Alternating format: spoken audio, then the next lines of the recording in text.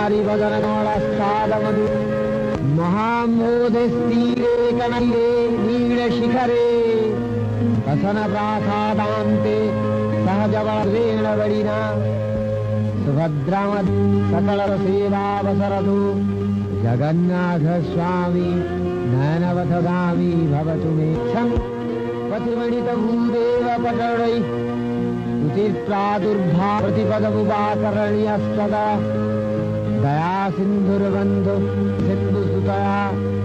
जगन्नाथ स्वामी नयनपथगामी भवतु मे हरत्तं संसारं द्रुततरमसारं सुरपते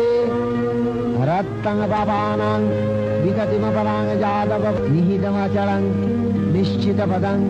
जगन्नाथ स्वामी नयनपथगामी भवतु मे।